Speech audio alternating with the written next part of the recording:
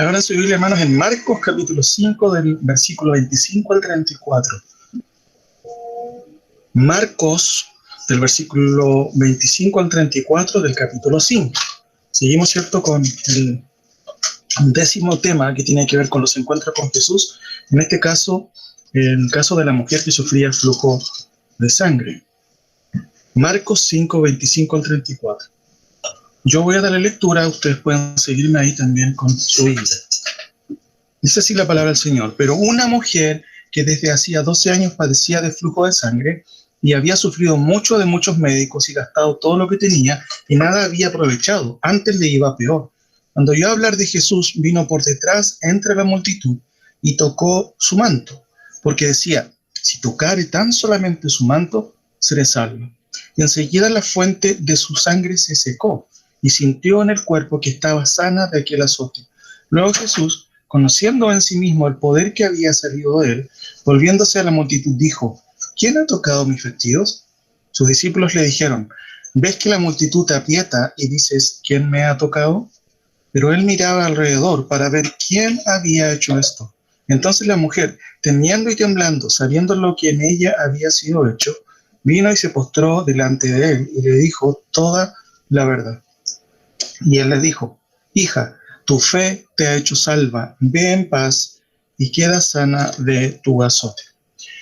Bueno, es un pasaje que también es conocido. Seguramente usted lo habrá leído, habrá escuchado algún sermón, pero en este devocional yo quiero destacar algunas cosas que son importantes y que obviamente debemos recordar siempre. Algunas preguntas, y esto es importante también, lo hacíamos en el devocional anterior. ¿Qué quiere destacar el autor, hermanos, en este relato? ¿Qué es lo que se observa en el relato? Recuerde que los evangelios, ¿cierto?, nos tratan de contar qué es lo que el Señor hizo, quieren dar testimonio de las obras del Señor, pero siempre hay un propósito detrás de lo que es, en este caso, los evangelios. Ahora, hechos importantes, algunas cosas que uno no puede dejar de destacar.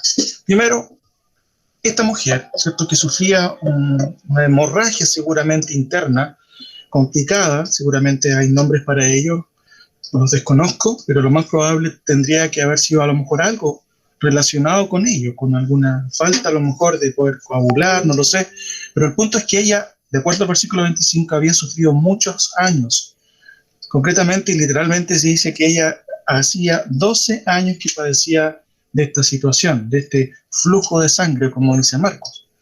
Ahora, otra cosa importante: había sufrido la mala praxis de los médicos.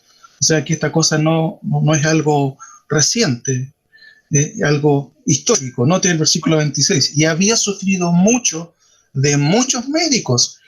Además había gastado todo lo que tenía y nada había aprovechado, antes le iba peor.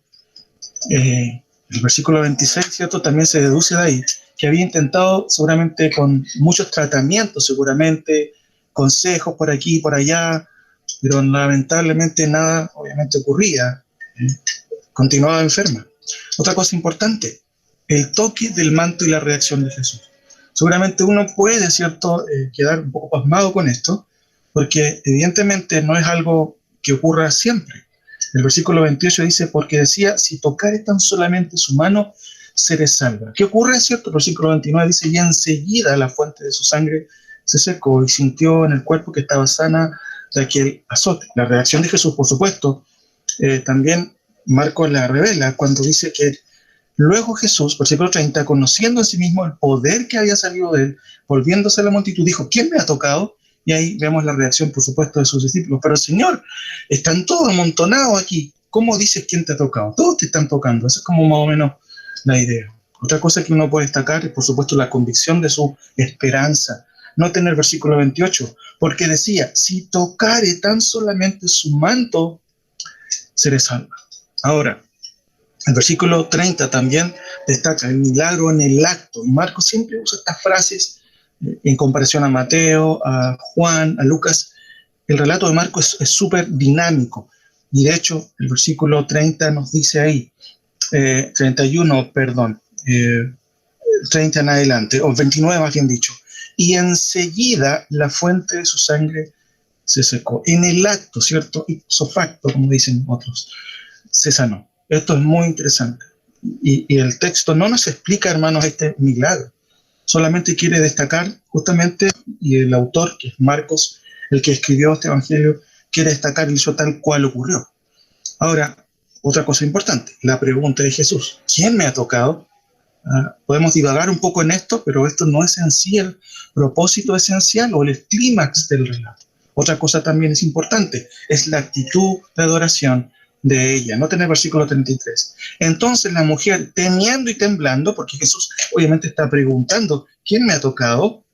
La actitud de ella, por supuesto, es de temor y, ¿cierto? Dice que temblando, sabiendo lo que ella o lo que en ella había acontecido, vino y se postró delante de él y le dijo toda la verdad. No es un temor necesariamente, ¿cierto?, o miedo, sino una reverencia con respecto a quien había obrado en ella el milagro, sin duda. Ahora, finalmente, las palabras del Señor sin duda son importantes. Y eso es lo que tratamos nosotros de poder rescatar aquí, porque las palabras de Cristo son importantes, no solamente los hechos, no solamente el milagro, sino cómo Cristo mismo interpreta, ¿cierto? Y subraya lo que es el clímax en cada uno de estos encuentros con el Señor. Ahora, por eso que una buena pregunta es la siguiente: ¿qué es lo relevante en estos nuevos milagros? ¿Qué destacaría usted, hermano, en este milagro? Yo mencioné varias cosas anteriores que son bastante importantes, son, de hecho, nos pueden quizás confundir, asombrar. El hecho mismo, cierto, de que Jesús haya sabido que alguien le había tocado y que poder había salido de su presencia. Sin embargo, evidentemente, no es solamente esto lo que el autor quiere destacar. Por eso, aquí, otra pregunta: ¿qué desea el autor destacar por sobre el hecho milagroso? Algunos, ¿cierto?, habitualmente a lo mejor subrayarían esto, el milagro en sí. Y por supuesto, hermanos, que es digno de destacar, por algo está aquí en el texto. Ahora, algunas conclusiones que nos ayudan un poco a entender lo que podemos aprender de este hecho. Lo primero, todos los hechos anteriores son relevantes en la historia de esta mujer, pero forman parte de un cuadro mucho más grande. Los autores, hermanos, de los evangelios tienen el propósito de autentificar un mensaje verdadero. No solamente un hecho puntual, un milagro, ¿cierto?, aquí o allá, que básicamente fueron, por supuesto, verídicos y literales. Hay un cuadro más amplio con respecto a la enseñanza que el Señor nos quiere dar aquí. Segunda cosa, Marcos registra que Jesús no quería que sus milagros fueran esparcidos. Y esto es un poco raro, ¿cierto?, al ver, por ejemplo, este hecho. Por ejemplo, en Marcos 1, ¿cierto?, el 41, dice: Jesús entonces les encargó rigurosamente y le despidió luego y le dijo: mira, no digas a nadie nada. Otro caso, ¿cierto?, de una obra milagrosa de Dios. Pero en esta ocasión la situación es diferente y al mismo tiempo es inevitable. ¿Qué es lo que está resaltando Marcos entonces en el texto? Podemos pasar un poco de vista a estos detalles, pero noten por favor que lo que quiere el autor destacar es lo que él enfatiza en el texto. Versículos 21, 24, 27, 30 y 31 se destaca algo. Se repite la palabra multitud. De hecho, este acontecimiento de la sanidad de la mujer con flujo está, ¿cierto?, diría un autor, en una especie de sándwich marcano. Marcano por el evangelista, ¿cierto?, Marcos, porque de hecho el versículo 21 al 24 es la primera etapa del sándwich, y el versículo 35 hasta el 38 en adelante es la otra etapa del sándwich, y al medio está el contenido también de lo que estamos ahora leyendo. Y noten que las dos tapas, si podemos llamarle así, ¿cierto?, también están expresando y comentando otro milagro del Señor. El caso, ¿cierto?, de la hija de Jairo, un principal de la sinagoga. En el camino, en el proceso en donde él corre, ¿cierto?, y llama al Señor y le rogaba, de acuerdo al versículo 23, porque su hija estaba agonizando y él deseaba, ¿cierto?, que él pudiera ir donde ella, que pudiera sanarla y salvarla también, sin duda. En este contexto, ¿cierto?, se está enfatizando también algo. La multitud, hermanos, le sigue. Aquí hay algo público. Se destaca, ¿cierto?, esto claramente. El autor lo repite en el 21, en el 24, en el 27, en el 30 y en el 31. Es algo que a todas vistas quiere que los oyentes y los lectores, sin duda, sepamos. No es algo a escondidas, como algo cierto particular de Marcos. De hecho, vuelvo a repetir, la idea de Jesús es: no cuenten esto en algunos casos, y en otras ocasiones hemos entendido por qué este énfasis. Pero aquí parece que el autor quiere destacar por medio de esta repetición, por medio de esto, ¿cierto? De estas palabras, ¿cierto? Que se repiten. La multitud le apretaba, la multitud le seguía. En medio de la multitud, ella le tocó. Los discípulos preguntan: ¿pero cómo dice quién te tocó si la multitud, ¿cierto?, está aquí tratando de estar contigo? ¿Cómo preguntas eso? Se destaca eso entonces, hermano, y esto es muy interesante poder destacarlo, valga la redundancia. Es algo que el Señor, que Dios quería que todos se dieran cuenta. ¿Y qué es? Hermanos, no solamente el milagro. Dos cosas más. Aunque la convicción de la mujer y su acto entre la multitud resultan importantes, sin duda, es la respuesta final del Señor lo que subraya la intención del autor frente a este acto observado por muchos. Fue un acto público.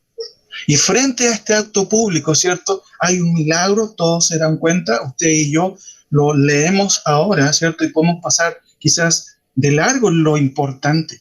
Vuelvo a repetir, las palabras del Señor sin duda, o su respuesta final, es lo que subraya la intención esencial del autor.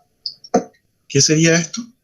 Jesús, hermanos, no quería que las personas lo siguieran porque podía obrar milagros. Nosotros en el día de hoy oramos porque sabemos que Dios puede obrar de acuerdo a su voluntad. ¿Puede sanar hoy? Por supuesto, si es la voluntad del Señor.